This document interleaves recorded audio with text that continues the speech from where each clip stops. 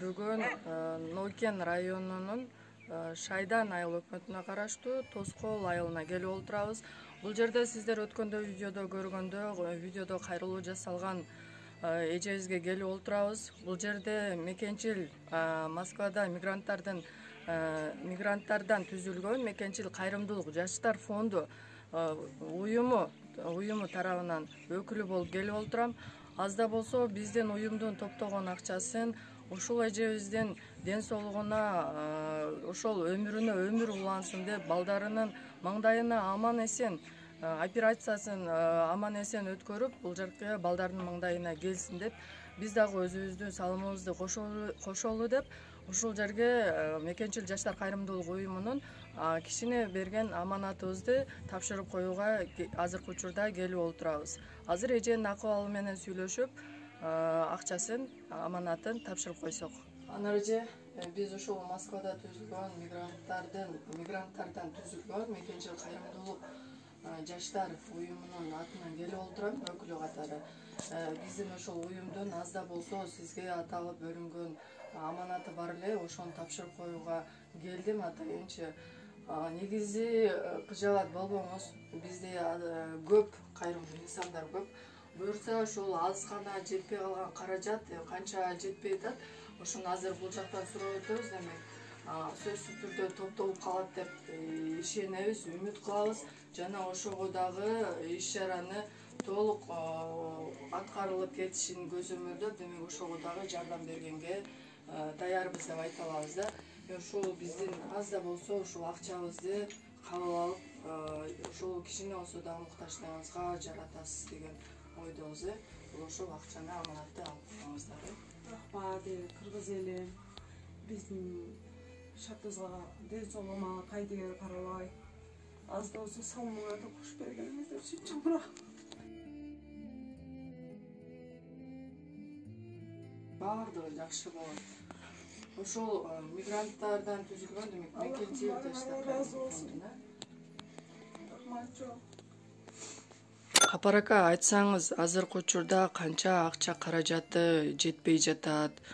Ошол эженин оорусу боюнча анан канча акча каражаты калды? Эмне иш чараларды кылып атасыздар азыркы учурда? Ошолор жөнүндө бир аз маалымат бере кетсеңиз. Себеби дегенде биздин дагы азыркы орозо маалында акчасын жакшылыктарга жумшайын деп, бирок кайсыл эмне кылышын билбей жүргөн биздин кайрымдуу инсандарыбыз болсо, сөзсүз түрдө ушул нерсени сыртта калтырбай жардам берет деген үмүттөбүз. Рахмат, кайрылып сурап келгениңерге. Турцияга аракет кылдык эле, Турция $35,000 деди. $35,000 кийин БД диагнозу БД экен деп $12,000 куруп $47,000 чыгарып койду. Анан айластан Индия менен сөйлөшүп, Индия 30 нарак жагында плюс проезд, виза, загранпаспорт, ошо деле 30-дан ашып кетти. Эми Индияга апара турушабыз, скорее всего. Анан ошол мен миллион, анын саты миллион кылам, кудай кааласа жакындап калды. Кайнатасынын отурган үйүн акча жоктон сатып атат, үй сатылып элек пока.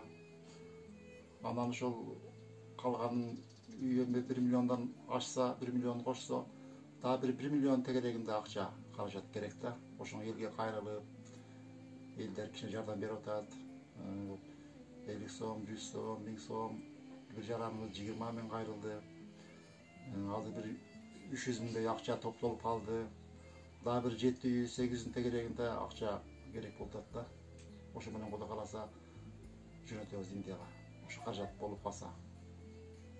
Ошондо жалпы канча миң доллар болуп атат Индиядан операция болуш? Индиядан 30 000 тегерек болуп атат. 23 000 операция, 7 000 лечение, анализ, жатакана наркы беркisi болуп атат. Плюс проезд Индияга кымбат экен. 3 адам барат. Аларга загранпаспорт алышыбыз керек. Проезд, анан ал жерде гостиницада күнүнө $17 жатып турат экен Индияда. Ошолорду баары беришибиз керек да. ушул основном ошол дагы плюс минус ары бери болуп калышы мүмкүн да. Анда азыр кайрылып кетебиз. Биздин ушул кайрымдуу инсандарыбызга, бир туугандарыбызга демек ушул жакшылык ишти жарыш деп коет да. Ошон үчүн сиздерден да суранабыз. Бул жерде Капар ака эженин атасы болот. Ушул Капар аканын атында счеттор ачылган.